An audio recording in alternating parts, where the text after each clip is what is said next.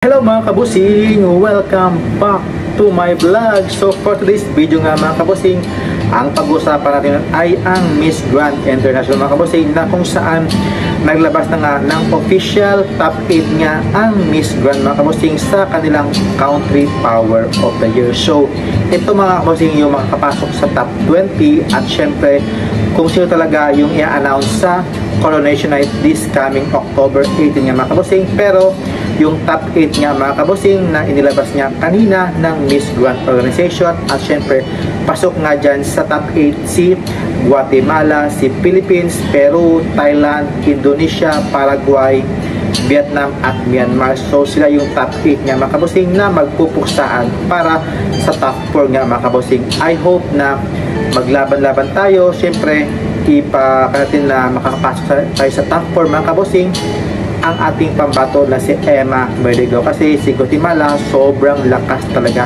ng laban mga kabusing ni Guatemala sa compare kay Philippines, kasi si Guatemala ang lakas niya sa Instagram, si Philippines malakas sa Facebook page. Kaya kasi yung points lang kasi is mas 5 points kasi sa Facebook page, 10 points sa Instagram. Kaya tuloy support pa tayo kay Emma para makuha natin ang top 4 at share top 2 mga kabusing sa labanan mga kabusing. Kaya maraming salamat mga kabusing sa pagtitiwala po sa aking YouTube channel. At syempre huwag nating kalimutang mag-hearts po sa Facebook page ng picture mismo ni Emma Merligao. Kung saan doon yung basahin muna ng mabuti bago kayo mag-click mga kabusing kung ano ba yung hinihingi ng organization, kung hearts ba or likes. Dapat hearts mga kabusing, kasi pag tapos shared mga kabusing for your friends.